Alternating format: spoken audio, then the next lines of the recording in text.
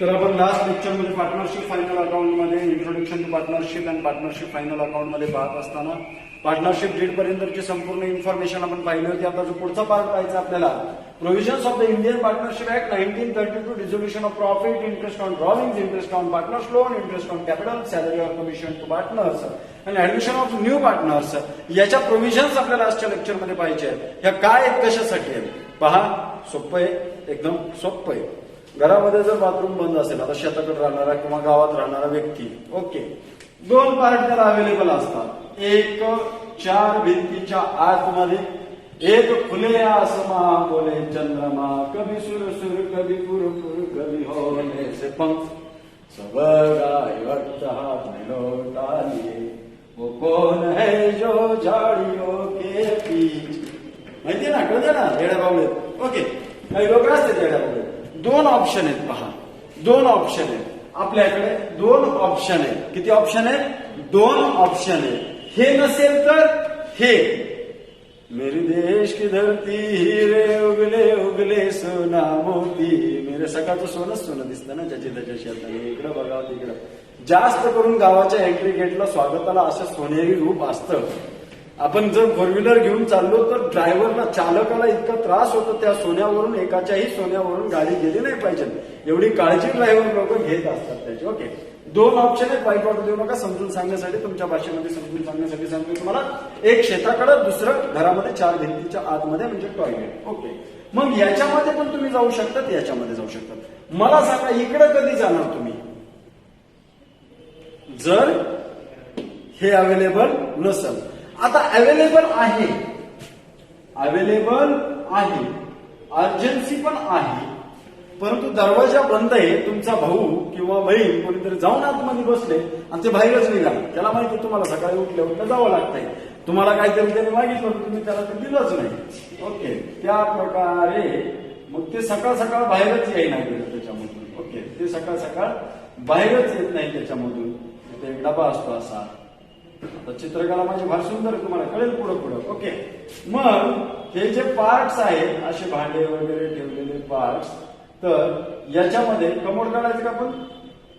जाऊ, ते समजून घ्या. भांडे इथं असतं असं. ओके, आता आलं बरोबर, एकदम परफेक्ट. आता ते जाऊन बसले, आपल्याकडे नाही का? आहे, पण ते बाहेर येतंय का? नाही. लवकर जाऊ दे, का असतो का येत नाही ना? मग तुमच्याकडे सेकंड ऑप्शन, इथं एक कुठेतरी टमराळा अडकवलेलं असतं का नसतं? मग हे टमराळ उचलले, पोटाला हात लावले, पडपड पळत पळत पळत पळत झाले आणि बसले पुढं शेतात. हे दोन ऑप्शन आहेत आपल्याकडे. एक तर हे नसल तर आपण इकडे जातो, आहे परंतु बिझी आहे, परंतु बिझी, तर आपण काय करतो? इकडे जातो. इकडे किंवा मग नाहीतर हे पब्लिक टॉयलेट म्हणून समजा. हे कोणतं टॉयलेट? समजा पब्लिक टॉयलेट, म्हणजे जसं बस स्टँड मध्ये वगैरे असतात या प्रकारचे समजा. ओके, समजलं इथपर्यंत? ओके, मग आता हे म्हणजे काय माहिती का तुम्हाला? ही झाली पार्टनरशिप डीड.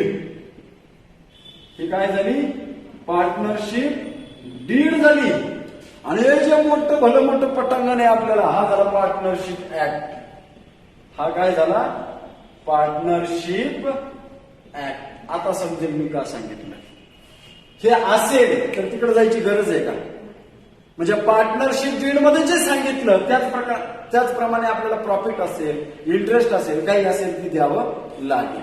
ओके, आणि जर हे सायलेंट आहे म्हणजे आहे परंतु काहीच बोल नाही गेले, बंद आहे, म्हणजे त्याच्या बाबतीत आपण काहीच केलं नाही. तिकडे कधी जायचंय? If PD is absent or silent. Public toilet is absent और सायलेंट, देन पार्टनरशिप ऍक्ट म्हणजे शेताकडे. समजलं इथपर्यंत? ओके, हे आहे पण त्याच्यात ते सांगितलं नाही, सायलेंट आहे. आतून आवाजच येईना, ऐ दरवाजाबद्दल ऐ. बरं, आपण म्हणलं येईल 2 मिनिटात आवाज, पाण्याचा आवाज ऐकत बसले तुम्ही, अजून चालू नाही पाणी. तुम्हाला आता इंटेलिजंट तुम्ही लोक असतात, पाण्याचा आवाज आता आपली बारी. ओके, चला त्या प्रकारे. म्हणजे पार्टनरशिप डीड जर ऍबसेंट किंवा सायलेंट असेल तर आपल्याला पार्टनरशिप ऍक्ट कडे जायचंय. त्याच प्रोव्हिजन्स आपल्याला या पार्ट मध्ये समजून घ्यायचे. Provisions of the Indian partnership act 1932 असेल तर तिकडे जायची गरज नाही. जे सांगितलंय त्या पद्धतीने इथंच करा. काय करायचंय त्या पद्धतीने सगळ्या गोष्टी एकदम सुव्यवस्थित अशा. ओके. मग इकडे गेल्यानंतर ते जसं म्हणून तसं. मालकाला दगड उचललं तर मग निम्यातून पळावं लागतंय.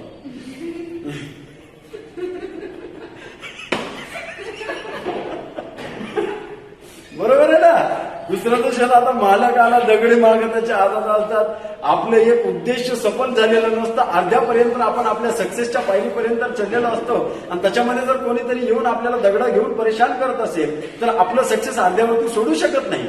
ह्याच्या शेतात नाही दुसऱ्याच्या शेतात सक्सेस पूर्ण करून पण जाऊन ते डबडं तसंच धरून अर्ध्यावरती उठून पळत जाऊन तिकडे जातं सक्सेस पूर्ण करायचं.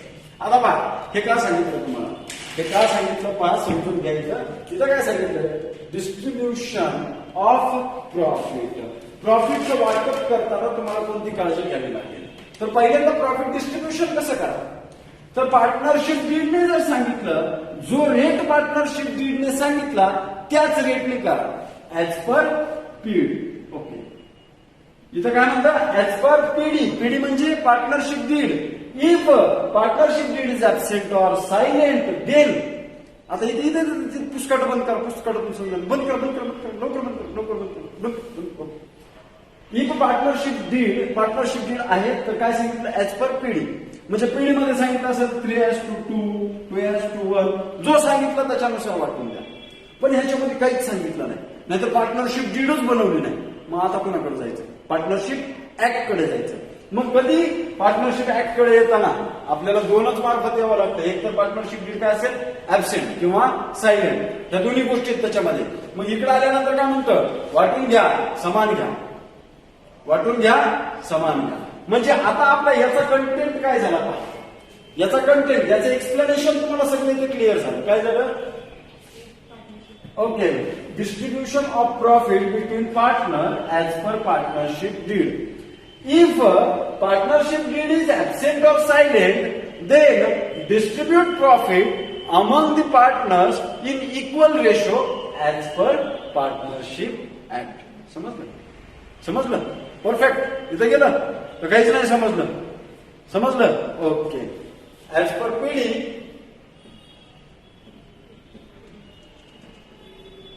अदरवाइज इफ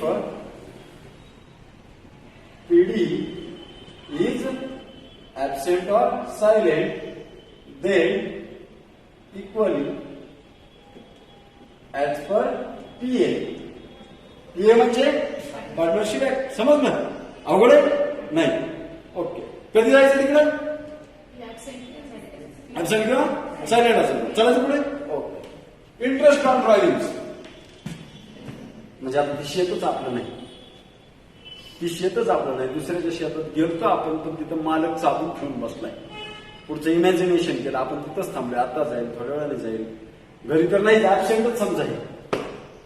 याला काय समजा ऍबसेंटच समजा. त्या केसमध्ये त्या शेतात आपल्याला एंट्री करण्याचा अधिकार आहे का. आपलं नाही. आपलं असेल तर पप्पा आलो जाऊन ज्वारीला खत देऊन देतो.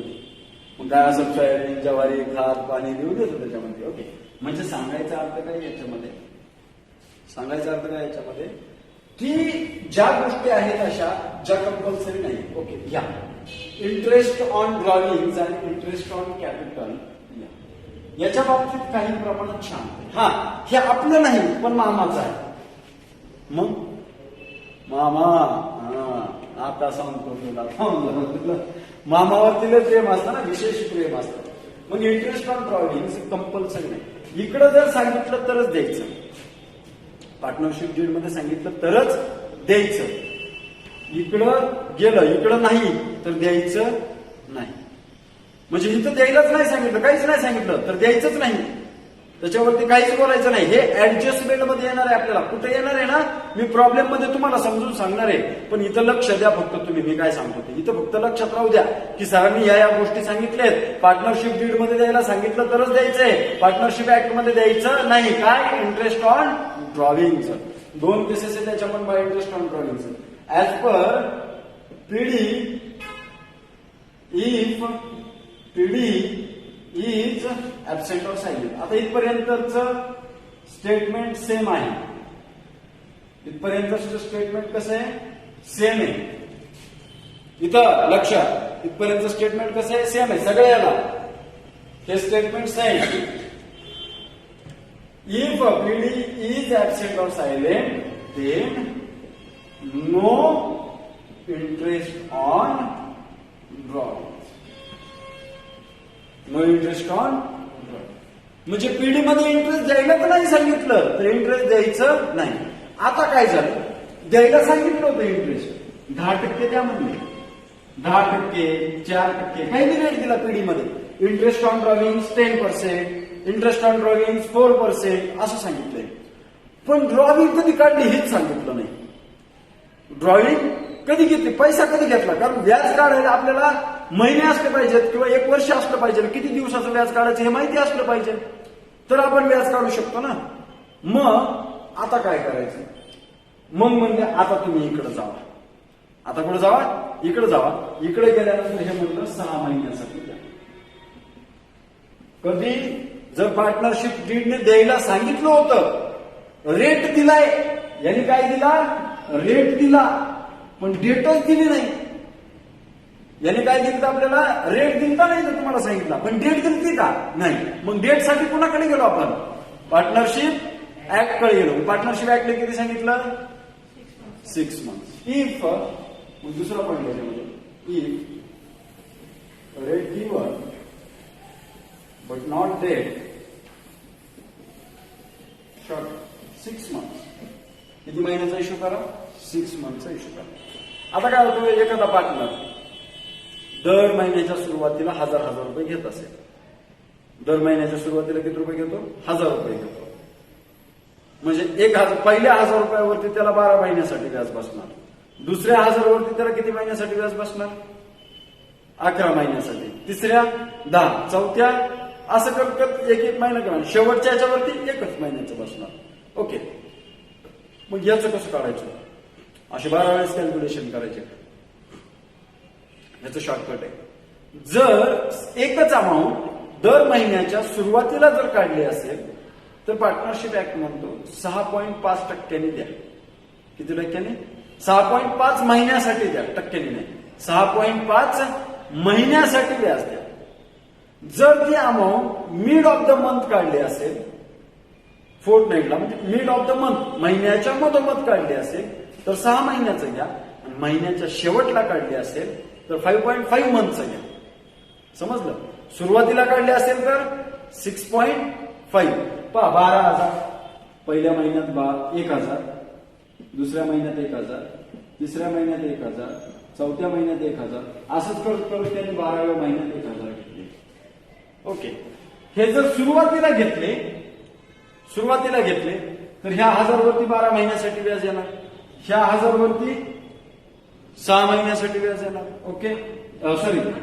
ओके. 12, 11, 10, 9 आणि इथं 1.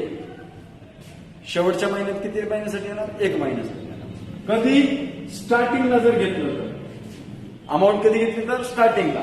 मिड ऑफ द मंथ घेतली तर, मिडलला जर घेतली तर पहिल्या 15 दिवसाचं व्याज येणार आहे का याला? नाही. मग याला कोणत्या 15 दिवसात येणार? पुढच्या 15. म्हणजे ही 15 ते ती 15. आता जसं याला पहिल्या 15 दिवसाचं व्याज आलं नाही तसं याला शेवटच्या 15 दिवसाचं व्याज येणार. शेवटच्या 15 दिवसाचं व्याज काय होणार? येणार त्याला त्याच्यामध्ये. म्हणजे इथं कुठंतरी कमी जास्तपणा व्हायला लागला.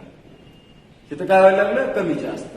म्हणजे ह्यांनी पूर्ण 12 महिने पैसे वापरले का 11 दिवस पैसे? 11 दिवस 15 दिवस पैसे वापरले. 11 महिने 15 दिवस. हे पैसे किती दिवस वापरले? 11 महिने 15 दिवस. हे पैसे किती वापरले? 10 महिने 15 दिवस. म्हणजे ह्याच्यातले 15 दिवस कमी झाले, ह्याच्यातले 15 दिवस कमी झाले, ह्याच्यातले 15 दिवस कमी झाले. असे ते पैशातले काही 15 दिवस कमी होत गेल्यामुळे मिडला जर काढली तर 6 मंथ्स. त्याचं किती होतं? 6.5 मंथ्स. मिडला जर काढली तर 6 मंथ्स. आता त्याच्यानंतर लास्ट जर महिन्याच्या शेवटला काढली तर, इथं काढली तर याला किती वर्षाचं, किती महिन्याचं व्याज द्यावं लागेल? 11. त्या महिन्याचा शेवटला काढले ना त्यांनी, त्या महिन्याच्या सुरुवातीपासून शेवटपर्यंतचं व्याज येणार का नाही? मग त्या शेवटला काढल्यानंतर त्याच्या पुढच्या महिन्याचं येणार, म्हणजे 11, 10 असं येणार. आणि शेवटच्या याला व्याज येणार का त्याला? नाही. शेवटच्या दिवशी व्याज घेतलं, त्या दिवशी बुक क्लोज झाले, पुढचा महिना भरला का? नाही भरला. मग इथं 5.5 मंथ्स एवढंच लक्षात ठेवा. पुढे समजून सांगतोय काय प्रॉब्लेम मध्ये आलं हे तुम्हाला काही नाही पुढं, हे कुठं नाही तुम्हाला, मी एक्स्ट्रा नॉलेज साठी सांगतोय, तुम्हाला समजण्यासाठी त्या कन्सेप्ट त्या ठिकाणी क्लिअर करणं गरजेचं आहे. नाही समजलं तरी काय हरकत नाही, हे रीड करून समजण्यासारखे आहे. बाबा ड्रॉविंग वर्षाच्या दर महिन्याच्या सुरुवातीला केली तर 6.5 महिन्यासाठी व्याज द्यायचं, मिड ऑफ द मंथ केली दर महिन्याच्या तर 5-6 महिन्यासाठी द्यायचं, आणि एंड ऑफ द मंथ केली तर 5.5 मंथ साठी द्यायचं. पुढे एमसीक्यू विचारला गेला सीएसच्या मुलांसाठी तर ते सांगते मी तुम्हाला. ओके, हे समजलं? पुढे इंटरेस्ट ऑन पार्टनर्स लोन तुम्हाला सांगितल्यासारखं इथं जर सांगितलं असेल तर त्या पद्धतीने, म्हणजे पहिला आपला पार्ट फिक्स आहे as per PD. If PD is absent or silent then 6%. त्यावेळेस किती टक्के द्यायचं आपल्याला? 6% द्यायचं. मागे सांगितलं होतं तुम्हाला. आपण जर अजयकडून लोन घेतलं तर आपण तुझ्याकडूनच, बाहेरून घेतलं असतं तर व्याज द्यावंच लागलं असतं. पार्टनरकडून घेतले पण रेटच ठरवलं नव्हतं आपण घेताना, पीडी मध्ये सांगितलंच नव्हतं आपण किती टक्क्याने घ्यायचं. मग आता कोणाकडे जायचं? ऍक्ट किती टक्के द्यायला सांगतो? 6%. हे पाहिलं की 6 महिने. मुलं काय करतात नंतरून? इंटरेस्ट ऑन ड्रॉविंग जर दिलं नसेल पार्टनरशिप डीड मध्ये तर किती घ्यायचं? तुम्ही म्हणता 6%. इंटरेस्ट ऑन ड्रॉविंग जे इंटरेस्ट ऑन पार्टनर्स लोन आहे ते पार्टनर्स लोन. पार्टनरशिप डीड मध्ये दिलं असेल तर जे दिलंय ते 8%, 10%, 12%, 15% जे दिलंय ते as per PD. PD is absent or silent then 6%. Per annum, per month नाही, पर एनम म्हणजे दर साल, दर शेकडा, दशा दशे. ओके.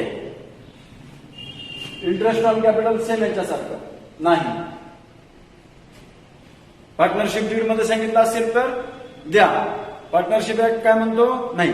सेम हेच स्टेटमेंट प्रत्येकाच्या सुरुवातीला येणार आहे बरं. कोणतं statement? As per partnership deed, if partnership deed is absent or silent then no interest on capital. समजलं? पुढे salary or commission to partners नाही. म्हणजे परत याचं स्टेटमेंट काय येणार? As per partnership deed. त्याने सांगितलं 10,000 रुपये महिन्याला द्या तर किती द्या? 10 द्या.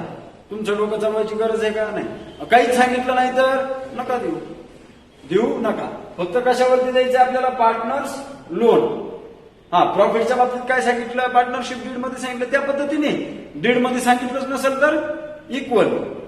डीड मध्ये सांगितलं नसेल तर equal. Okay. Salary or commission to partners as per partnership deed. Partnership deed is absent or silent then no any kind of remuneration allowed to partners. Any kind of remuneration. मग salary आलं, commission आलं, वेगवेगळ्या गोष्टी आल्या त्याच्यावरती, त्या कोणत्याही गोष्टी त्याला मिळणार नाही. समजलं? पुढे admission of new partner. Naveen partner जर घ्यायचा असेल, सपोज आपली पार्टनरशिप आहे आणि आपल्यामध्ये एखादा नवीन पार्टनर घ्यायचा असेल,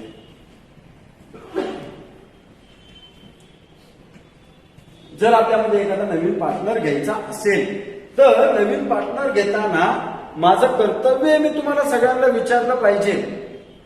तुमच्या सर्वांची परवानगी घेणं हे माझं कर्तव्य आहे. कधी जर आपण सर्वजण पार्टनर आहेत तर मला विचारलं पाहिजे ना तुम्हाला की बाबा आपण नवीन पार्टनर घ्यायचा का?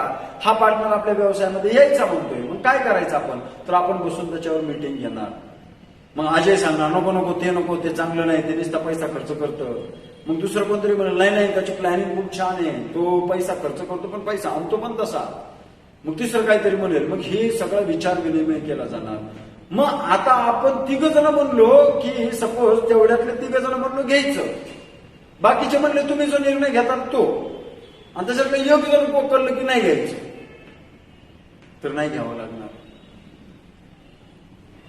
आणि जर घ्यायचंच असेल तर त्याला हाकलून द्यावं लागेल, त्याला घ्यावं लागेल. म्हणजे त्याची रिटायरमेंट करावी लागेल आणि याचं ऍडमिशन करावं लागेल. मग आता याच्यामध्ये काय झालं असेल तर कुठल्याही नवीन पार्टनरला जर ऍडमिशन द्यायचं असेल तर सर्व पार्टनरचा होकार असणं गरजेचं आहे. ह्या होकारला काय म्हणतो आपण? कन्सेंट. कन्सेंट म्हणजे काय? परवानगी. कन्सेंट म्हणजे काय? परवानगी. पार्टनरशिप डीड मध्ये जर सांगितलं असेल की याच्या सल्ल्यानुसार जर घ्या, एका पार्टनर तो पार्टनरने जर परमिशन दिली तर कोणताही पार्टनर येऊ शकतो, म्हणजे तुम्ही आधीच सांगितलंय, परवानगी दिली, तू जी घेशील तो पार्टनर आम्हाला मान्य आहे. पार्टनरशिप डीड मध्ये काहीच सांगितलं नाही. पार्टनरशिप ऍक्ट काय म्हणतो? सगळ्यांच्या परमिशननुसार. कशानुसार? सगळ्यांच्या परमिशननुसार. हे होतं पार्टनरशिप डीडच्या, पार्टनरशिप ऍक्टच्या provisions of the Indian partnership act 1932. समजलं इथपर्यंत? काही प्रॉब्लेम? पहा या चार्ट मध्ये एकदम शॉर्टकट पद्धतीने सांगितले. पहा जो आपला 12चा चार्ट होता, 11चा नाही करायचा, 12चा चार्ट जो होता याच्यामध्ये सर्व डिटेल्स सांगितलेत तुम्हाला शॉर्टकट मध्ये. पहा इथे काय सांगितलं? डेफिनेशन दिलेली आहे. डेफिनेशन नंतर फीचर्स दिलेले आहेत. Agreement, registration, lawful business, membership, sharing, profit and losses, unlimited liabilities. त्याच्यानंतर दिलेले टाइप्स ऑफ पार्टनर्स. ते नंतर पाहिजे partnership deed. Return agreement between or among the partner is known as partnership deed. त्याच्यानंतर दिलेले इंडियन पार्टनरशिप ऍक्ट, डीड आणि act. आता या दोघांमधलं कंपॅरिझन. डिस्ट्रीब्युशन ऑफ प्रॉफिट आलं. PD is absent or silent equally otherwise as per PD. PD absent किंवा silent असेल तर इक्वली द्या, आणि जर नसेल तर मग पीडी सारखं द्या. म्हणजे पीडी असेल तर पीडी सारखं द्या. Okay. Interest on capital, no interest if PD is absent or silent. PD absent असेल किंवा सायलेंट असेल तर इंटरेस्ट नाही. Otherwise as per PD. PD means P काय? PA. Interest on drawings, interest on partners loan. पाहतो काय म्हणले? If PD is absent or silent 6% per annum, otherwise as per PD. Remuneration म्हणजे त्याच्यामध्ये हे आलं salary or commission to partners. मग काय म्हणले? If PD is absent or silent no. PD is absent or silent no, otherwise पीडीने सांगितलं असेल तर द्या. मेथड्स ऑफ कॅपिटल आता हे उद्याच्या लेक्चरमध्ये पाहणार आहोत. इथं इंट्रोडक्शनरी पार्ट आपला संपून जाईल. उद्यापासून मग पार्टनरशिप फायनल अकाउंटला आपले चालू होऊन जाईल. Final account direct. समजतंय?